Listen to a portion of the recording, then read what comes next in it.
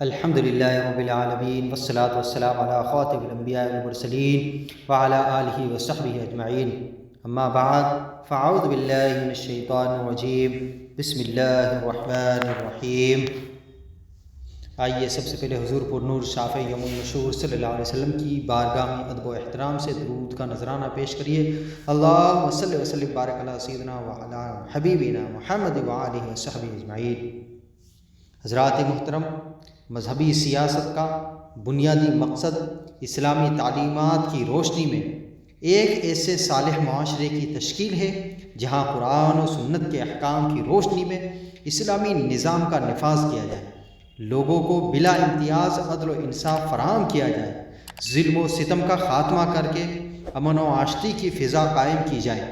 عوام الناس کے جان و مال، عزت و آبرو کی اور حقوق کی حفاظت کو یقینی بنایا جائے، ان کے لیے رزق حلال اور مناسب روزگار کا انتظام کیا جائے، انہیں چیزوں میں ملاوٹ، ناپ تول میں کمی، سود خوری، رشوت اور دوسرے تمام حرام طریقے سے آمدنی کو روکا جائے، ان کی طبعی ضرورت پوری کرنے کا انتظام کیا جائے، لوگوں کو بہتر علاج اور صحت کی صورتیں اور مفت تعلیم کی سہولتیں دی جا سکے، غریبوں، یتیموں، مسکینوں، بے روزگاروں اور ناداروں، بیواؤں اور ضعیف اور کمزور لوگوں کی عزت نفس کا خیال رکھتے ہوئے مدد و کفالت کا انتظام کیا جائے۔ عزیزان محترم، ماضی میں انسان کی کامیابی کی خاطر خیر و بھلائی کے جذبے سے یہ سب کام تمام انبیاء کرام علیہ السلام اور مصطفیٰ جان رحمت صلی اللہ تعالیٰ علیہ وسلم اور ان کے خلفائے راشدین رضی اللہ تعالیٰ عنہم بھی انجام دیتے رہے۔ حضرات انبیاء کرام علیہ السلام نے دنیا میں اللہ تعالیٰ کا پیغام بھی پہنچایا اور دکھی انسانیت کی خدمت بھی کی، وہ مذہبی معاملات میں بھی انجام دیتے رہے اور سیاست کے حکم بھی انہوں نے بیک وقت منصب رسالت بھی سنبھالا اور منصب اقتدار بھی۔ ہزاروں سال تک مذہبی اور سیاسی امور ایک ساتھ انجام دیے جاتے رہے، پھر ایک وقت وہ آیا کہ جب یہود و نصارہ نے سوچی سمجھی سازش کے تحت مذہب اور سیاست کو آپس میں تفریق کر کے الگ الگ کر دیا، انہوں نے اپنے ناجائز و حرام معاملات اور کالے کرتوتوں کو چھپانے کے لیے مذہب کو چرچ تک محدود کر دیا تاکہ ان حکمران کو سیاہ کرے یا سفید مذہب ان کے پاؤں کی زنجیریں نہ بن سکے۔ اسی طرز حکومت اور مذہبی بندش کو سیکولرزم کا نام دیا گیا۔ دنیا کے بہت سے ممالک میں آج سیکولر طرز حکومت رائج ہے یا کم از کم اس سے متاثر ضرور ہے۔ کئی ملکوں کا حال بھی اس سے زیادہ مختلف نہیں ہے۔ ہمارے مسلم حکومتوں کا حال بھی اس سے الگ نہیں ہے۔ ہمارے حکمران، سیاستدان، جج صاحبان، صحافی برادری اور تجزیہ نگاروں کی اکثریت سیکولر خیالات کی حامل ہے۔ یہی وجہ ہے کہ آج انہیں علماء دین اور دیگر مذہبی رہنماؤں کی عملی سیاست ایک آنکھ نہیں بھاتی، لہٰذا وہ اپنے دل کا غبار یہ کہہ کر نکالتے ہیں کہ مذہبی سیاسی جماعتیں حصول اقتدار اور ذاتی مقاصد کے لیے دین کا استعمال کرتی ہے، دین اسلام کے نام پر لوگوں کے جذبات سے کھیلتی ہے، انہیں نظام مصطفیٰ کے نعروں پر گھروں سے باہر نکال کر احتجاج کرتی ہے اور پھر اپنی ذاتی مطالبات منوا کر خاموش ہو جاتی ہے۔ ان کا مقصد دین کی بالادستی ہرگز نہیں ہے، بلکہ سیاسی مقاصد کی تکمیل کے لیے دین اسلام کا نام استعمال کرنا تو انتہائی مذموم امر ہے، وغیرہ وغیرہ۔ محترم بھائیوں، ایسے لوگوں کو خوب معلوم ہونا چاہیے کہ مذہب اور سیاست کا آپس میں بڑا گہرا اور پرانا تعلق ہے۔ سیاست مذہب کے بغیر آمریت و چنگیزی ہے۔ دین اسلام کی بالادستی اور احکام الہیہ کے نفاذ کی خاطر حضرات انبیاء کرام علیہ السلام سیاست میں حصہ لیتے رہے ہیں اور مسند اقتدار پر جلوہ افروز ہوتے رہے ہیں۔ اللہ رب العالمین نے دین اسلام کی سربلندی کے لیے اپنے انبیاء کرام علیہ السلام کو منصب رسالت کے ساتھ ساتھ دنیاوی حکمرانی بھی عطا فرمائی ہے۔ ارشاد باری تعالیٰ یا داؤد انا جعلناک خلیفۃ فی الارض فاحکم بین الناس بالحق ولا تتبع الہوی فیضلک عن سبیل اللہ۔ اے داؤد، یقیناً ہم نے تمہیں زمین میں نائب بنایا اور آپ کا حکم ان پر نافذ کیا تو لوگوں میں سچا حکم کرو اور خواہش کے پیچھے نہ جانا کہ تمہیں اللہ کی راہ سے بہکا دے گا۔ ایک اور مقام پر اللہ تعالیٰ نے ارشاد فرمایا وَلَقَدْ آتَيْنَا دَاوُودَ وَسُلَيْمَانَ عِلْمًا وَقَالَ الْحَمْدُ لِلَّهِ الَّذِي فَضَّلَنَا عَلَى كَثِيرٍ مِّنْ عِبَادِهِ الْمُؤْمِنِينَ، یقیناً ہم نے داؤد اور سلیمان کو قضاء اور سیاست کا بڑا علم عطا فرمایا، اور دونوں نے کہا سب خوبیاں اللہ کو جس نے ہمیں بہت سے ایمان والے بندوں پر فضیلت بخشی۔ حضرات محترم، سیکولر سوچ کے حامل آج کے سیاستدان کس طرح مذہبی طبقے کو سیاست و امور حکمت سے دور کرتے ہیں، جبکہ اللہ تعالیٰ نے اس زمین کے حقیقی وارث اور حکمران اپنے نیک بندوں کو ہی ٹھہرایا ہے۔ اور ارشاد باری تعالیٰ ہے وَلَقَدْ كَتَبْنَا فِي الزَّبُورِ مِن بَعْدِ الذِّكْرِ أَنَّ الْأَرْضَ يَرِثُهَا عِبَادِيَ الصَّالِحُونَ، یقیناً ہم نے زبور میں نصیحت کے بعد لکھ دیا کہ اس زمین کے وارث میرے نیک بندے ہوں گے۔ حضرات محترم، دین اسلام میں حکومت و سیاست کا بنیادی مقصد قرآن و سنت کے احکام کا نفاذ ہے، اور یہ کام علماء اور دیندار طبقے سے بہتر کوئی نہیں کر سکتا۔ خالق کائنات جل جلالہ کا فرمان مبارک ہے الذین مکناہم فی الارض واقاموا الصلاۃ وآتوا الزکاۃ وامروا بالمعروف ونہوا عن المنکر، وہ لوگ کہ اگر ہم انہیں زمین میں قابو دیں تو نماز برپا رکھے اور زکوٰۃ دے اور بھلائی کا حکم کرے اور برائی سے روکے۔ رسول اکرم صلی اللہ تعالیٰ علیہ وسلم نے بنفس نفیس مذہبی و سیاسی فیصلے اور امور کے ساتھ ساتھ انجام دیتے رہے ہیں۔ حضرت سیدنا ابو سعید خدری فرماتے ہیں کہ نبی کریم صلی اللہ علیہ وسلم عید الفطر اور عید الاضحیٰ کے دن عیدگاہ تشریف لے جاتے تو پہلی چیز جس سے ابتدا فرماتے وہ نماز ہوتی، پھر فارغ ہوتے تو لوگوں کے سامنے کھڑے ہوتے اور لوگ اپنی صفوں میں بیٹھے رہتے، انہیں نصیحت کرتے، وصیت فرماتے اور احکام بتاتے، اور اگر لشکر کے لیے سپاہیوں کا انتخاب کرنا منظور ہوتا تو یہ کام بھی وہیں کر لیتے، یا کچھ حکم فرمانا چاہتے تو فرماتے، پھر وہاں سے واپس لوٹتے۔ حضرات محترم، سابقہ پچھلی تمام قوموں میں بھی سیاسی قیادت اور مذہبی رہنمائی کا فریضہ حضرات انبیاء کرام علیہ السلام ہی کے سپرد تھا۔ منصب نبوت و رسالت کی ذمہ داریوں کے ساتھ ساتھ وہ حضرات قومی، ملی اور سیاسی امور بھی انجام دیا کرتے تھے۔ حضرت سیدنا ابو ہریرہ رضی اللہ تعالیٰ عنہ سے روایت ہے سرکار دو عالم صلی اللہ علیہ وسلم نے ارشاد فرمایا کانت بنو اسرائیل تسوسہم الانبیاء، یعنی بنی اسرائیل کا سیاسی انتظام انبیاء کرام کے پاس ہوتا تھا۔ انبیاء کرام علیہ السلام کے بعد چونکہ علماء دین ان کے علمی وارث و جانشین ہے، لہذا تبلیغی دین کے ساتھ ساتھ سیاسی خلا پر کرنا اور امت کی قیادت و رہنمائی کرنا بھی انہی کی ذمہ داریوں میں سے ہے۔ جانے برادر، امامت و سیاست کی اہلیت پرکھنے کا معیار علم دین ہے۔ جو شخص جتنا بڑا عالم دین ہے، امامت و سیاست کا فریضہ انجام دینے کا بھی وہ اتنا ہی زیادہ اہل ہے۔ حضور نبی اکرم صلی اللہ علیہ وسلم کے بعد حضرت سیدنا ابو بکر صدیق رضی اللہ تعالیٰ عنہ کو متفقہ طور پر پہلا خلیفہ راشد بھی اسی بنیاد پر منتخب کیا گیا۔ حضرت سیدنا مولا علی کرم اللہ وجہ الکریم ارشاد فرماتے ہیں نبی رحمت صلی اللہ علیہ وسلم کے وصال ظاہری کے بعد جب ہم نے غور کیا تو اس نتیجے پر ہم پہنچے کہ جب نماز کے معاملے میں نبی کریم نے سیدنا ابو بکر کو مقدم فرمایا اور ہمارے دین کے لیے انہیں امام بنانا پسند کیا تو ہم دنیاوی معاملات میں بھی ان پر راضی ہو گئے، یعنی ہم نے حضرت ابو بکر کی بیعت کر کے انہیں خلیفہ مقرر کیا۔ حکیم الامت مفتی احمد یار خان نعیمی رحمۃ اللہ علیہ ایک حدیث پاک کی شرح میں فرماتے ہیں کہ حضرت سیدنا صدیق اکبر نبیوں کے بعد تمام مخلوق سے بڑے عالم اور بڑے سیاستدان تھے،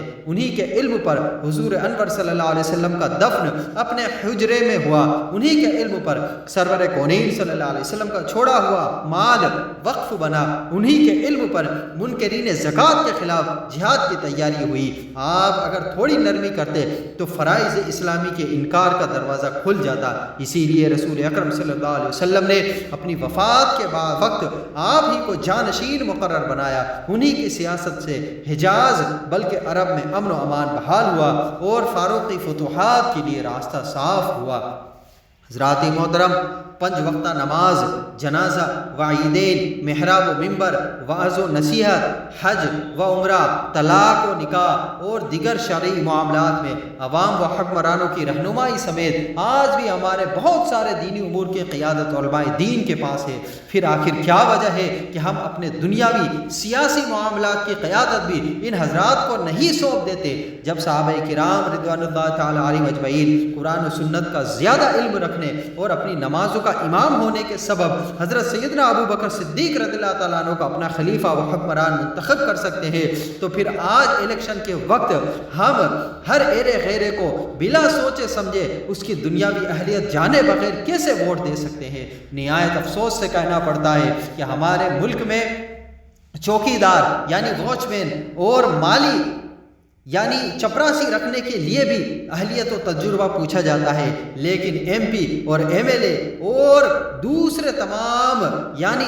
تمام پوسٹوں کے لیے داخلہ، وزارت خارجہ، وزارت دفاع، وزارت قانون اور پی ایم یعنی پرائم منسٹر جیسے اہم مناصب پر تعیناتی کے لیے کوئی اہلیت و معیار مقرر نہیں۔ کوئی بدماش ہو یا چور اچکا، بس ووٹ زیادہ ملنے چاہیے۔ جس سیاسی جماعت نے بھی سب سے زیادہ ووٹ اور سیٹیں اچک لی، خواہ وہ دھوس و دھمکی و رشوت و دھاندلی کے ذریعے کیوں نہ ہو، وہی حکومت بنانے کے اہل اور حقدار ہے۔ کسی حکمران کے انتخاب کی یہ اہلیت و معیار شرعی تقاضوں کے مطابق نہیں ہے۔ ہمیں چاہیے کہ بطور حکمران متقی و پرہیزگار، نیک اور صالح اور اہل علم حضرات کو ترجیح دے، دینی معاملات کی طرح اپنے دنیاوی معاملات کی قیادت بھی انہی کو سونپے۔ حضرات محترم، موجودہ سیاست مکر و فریب، جھوٹ، دغا بازی، منافقت کی سیاست ہے۔ دنیاوی مفاد اور چند ٹکوں کے عوض اپنی جماعتیں چھوڑ کر سیاسی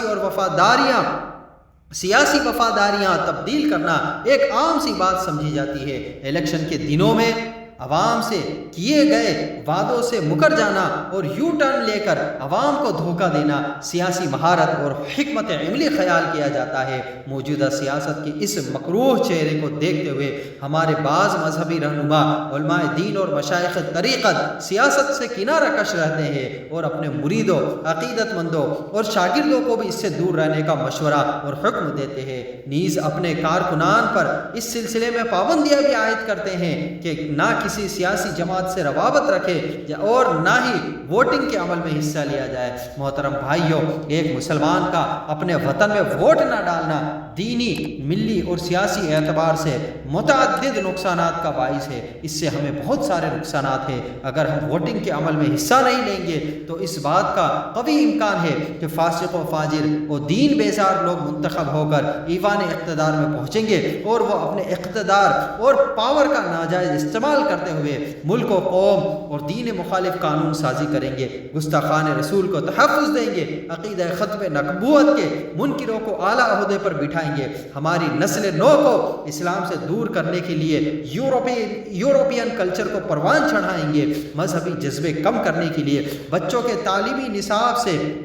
بہت ساری آیتوں کو نکالیں گے، الیکٹرانک میڈیا کے ذریعے انہیں یورپین تہذیب کا دلدا بنائیں گے، ہمارے نوجوان کو اپنے علماء سے متنفر کریں گے، والدین کا ادب و احترام، چھوٹے بڑے کا دید لحاظ اور شرم و حیا کو ختم کریں گے۔ یہ لوگ امیر اور غریب میں موجود خلیج کو اور زیادہ بڑھائیں گے، اسلامی طرز حکومت اپنانے کے بجائے نام نہاد جمہوریت، ڈیموکریسی کو فروغ دیں گے۔ آج اسلامی تعلیمات کے ساتھ کس طرح کھلواڑ کیا جا رہا ہے، یہ کوئی ڈھکی چھپی بات نہیں ہے۔ ہمارے علماء دین اور مذہبی طبقے کے ساتھ ساتھ کیسا سلوک روا رکھا جا رہا ہے وہ بھی سب پر ظاہر ہے۔ زندگی تماشا جیسی اسلام مخالف اور توہین آمیز کئی ساری ایسی فلمیں بنائی جا رہی ہے اور انہیں نمائش کی اجازت بھی مل رہی ہے۔ ہمارے انہی دین بیزار سیاست دانوں کا کیا دھرا ہے، لہٰذا عالمی حالات اور واقعات کی نزاکت کو سمجھے، میدان عمل میں آئے، اپنی قوت بازو پر بھروسہ رکھے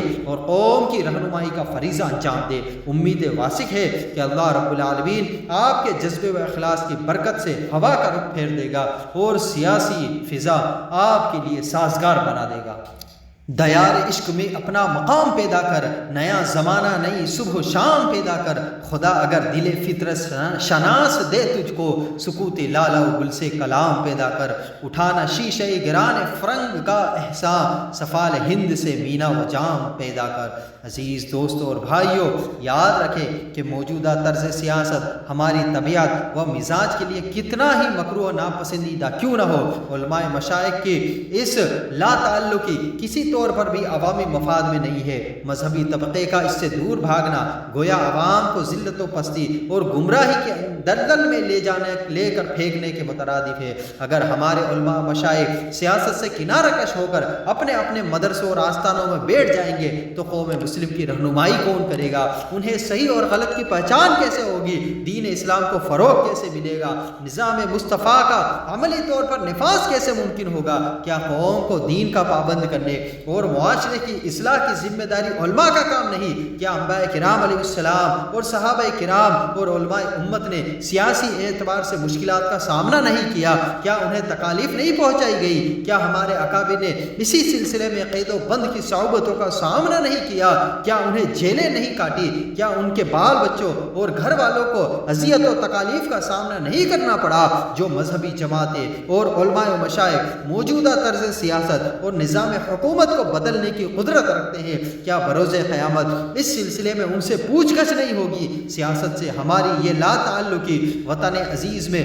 ظلم و جبر، لوٹ کھسوس، بے اعتدالی، بدعنوانی اور ناانصافی میں مزید اضافے کا باعث بنے گی۔ فرض کیجئے کہ آج اگر ہندوستانی عوام نے کل میدان محشر میں یہ کہتے ہوئے تمام ذمہ داری علماء و مشائخ کے کندھوں پر ڈال دی کہ ہمارے علماء اور مذہبی رہنماؤں نے ہمارا ساتھ نہیں دیا، ان لوگوں نے ہماری رہنمائی نہیں کی، تو ہم کیا جواب دیں گے؟ لہٰذا تمام نام نہاد مصلحتوں کو چھوڑیے اور میدان عمل میں آ کر قوم کی رہبری و رہنمائی کا فریضہ انجام دیجیے۔ حضور اکرم صلی اللہ علیہ وسلم کے دین کو تخت پر لانے کے لیے عملی طور پر کوشش کیجیے۔ ہمارا کام کوشش کرنا ہے، کامیابی ملے یا نہ ملے یہ ہماری ذمہ داری نہیں، یہ مشیت الہی پر مشتمل ہے، منحصر ہے۔ ہمیں مذہبی سیاست کی اہمیت و ضرورت کو سمجھنے کی اللہ تبارک و تعالیٰ توفیق عطا فرمائے، اس میں حصہ لے کر قوم کی رہبری و رہنمائی کرنے کی سوچ عطا فرمائے، موجودہ سیاست کی منافقت کا شکار ہونے سے بچا، علماء مشائخ کی صورت میں نیک صالح اور شریعت کے پابند عادل حکمران ہمیں عطا فرما، ہمیں مذہب اور سیاست کے آپس میں تعلق کو سمجھنے کی توفیق عطا فرما، دجالی میڈیا کے پروپیگنڈا کا شکار ہو کر اپنے علماء پر تنقید کرنے سے بچا، اور جو لوگ سیاست سے کنارہ کش ہو کر بیٹھے انہیں اس کے باعث ہونے والے نقصان سے آگاہی عطا فرما۔ اے اللہ ہمارے ظاہر و باطن کو تمام گندگیوں سے پاک و صاف فرما، اور اپنے حبیب کریم صلی اللہ علیہ وسلم کی ارشادات پر عمل کرتے ہوئے قرآن و سنت کے مطابق اپنی زندگی گزارنے، سرکار دو عالم صلی اللہ علیہ وسلم اور صحابہ کرام کی سچی محبت اور اخلاص سے بھرپور اطاعت عطا فرما۔ استغفر اللہ ربی من کل ذنب اذنبت واتوب الیہ، وآخر دعوانا ان الحمد للہ رب العالمین۔